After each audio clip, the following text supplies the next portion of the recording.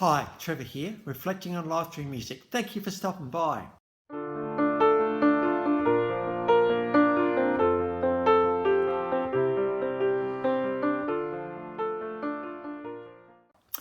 Well, coming again today, you're very welcome. I trust everyone's going well.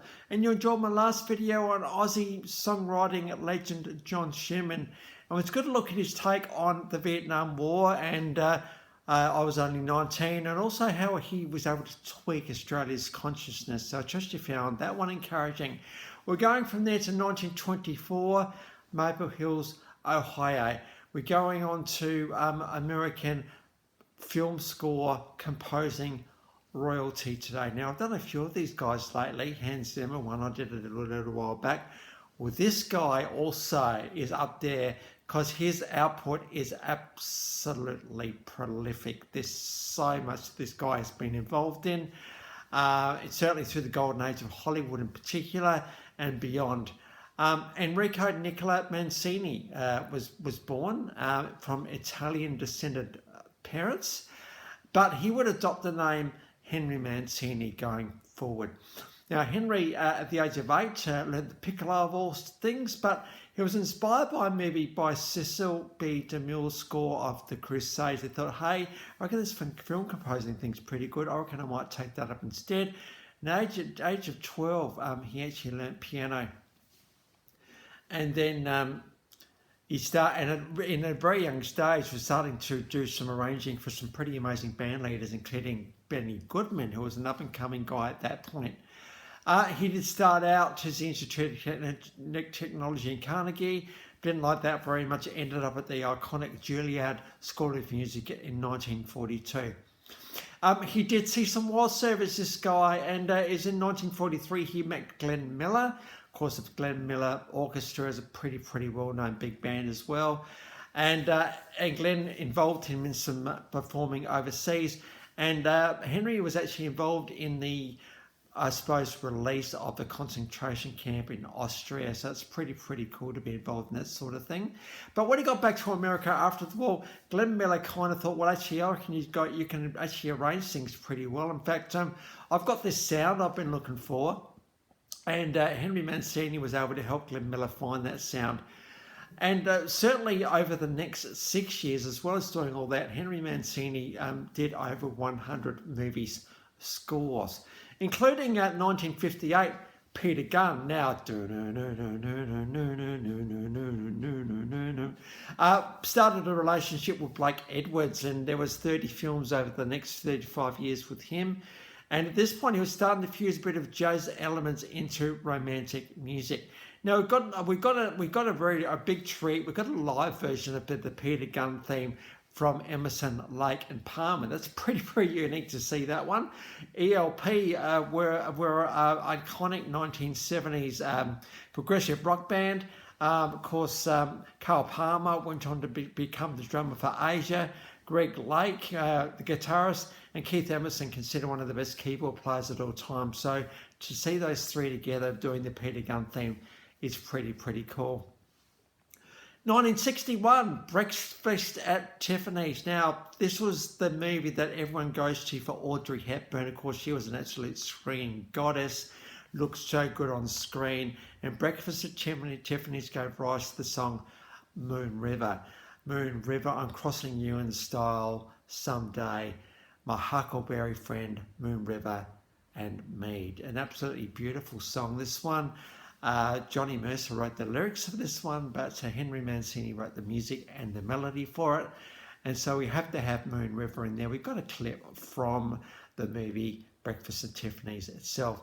Audrey Hepburn just has this look on screen, doesn't she? She really does. And it's just very soft, unassuming and innocent style. She really just did captivate the world with this beautiful song, Moon River. Another one of Henry Mancini's favourite pieces is the Baby Elephant Walk. This came from the movie Hatari in 1962. And that starred John Wayne, and he has a bit of an introduction in here about inspired by the 3 elephants he owns. I'm not sure how that's actually working, but we've got actually a live version, and Henry Mancini is actually conducting the orchestra here. So it's pretty good to see him getting that. 1963. Da-da, da-da, da-da, da-da, da-da, da-da, da-da, da-da,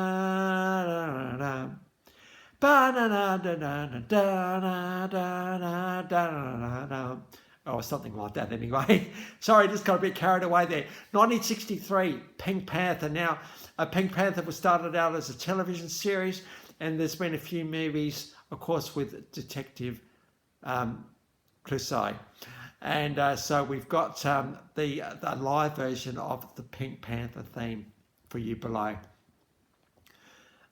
Many artists have recorded Henry Mancini tunes over the years.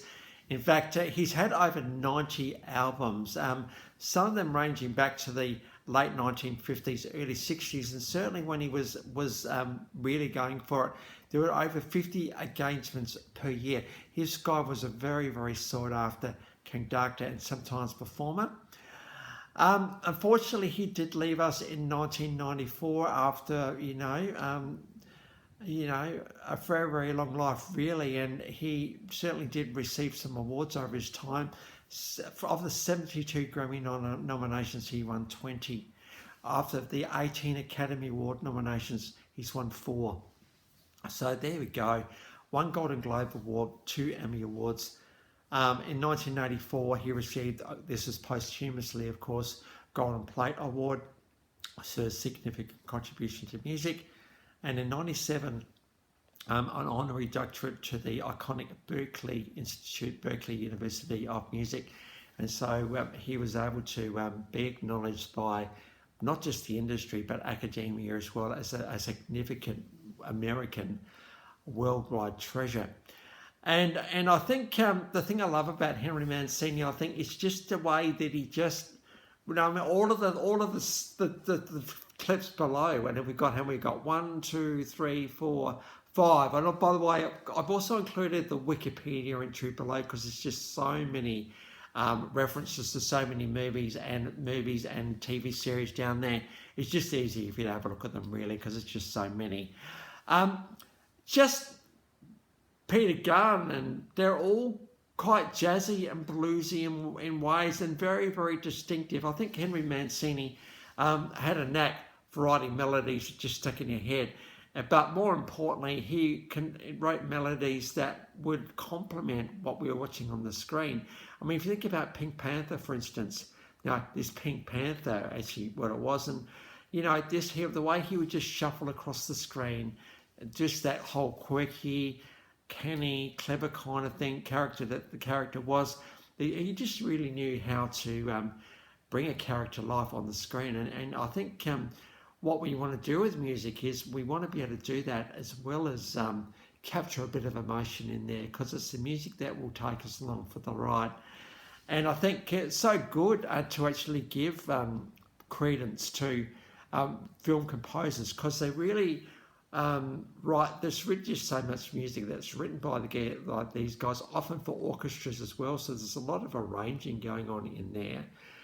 And I think it was great, certainly back in the 1940s, for Henry to kind of get into arranging with some of the classic big band eras, such as Benny Goodman and Glenn Miller. I mean, he really got to understand what it meant to get a sound and get a collaboration effect happening.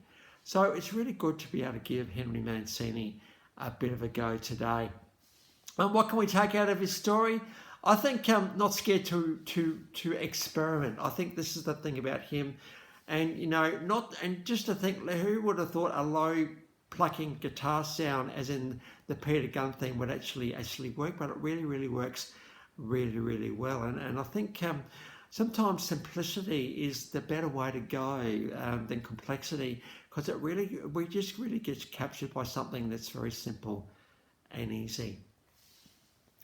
So, sometimes the answers to life aren't so much in the complex things. Sometimes it's in the simple things, the little things that we do time by time. Sometimes I think in this need to move on and to move to the next thing, we forget what we've got and where we've been.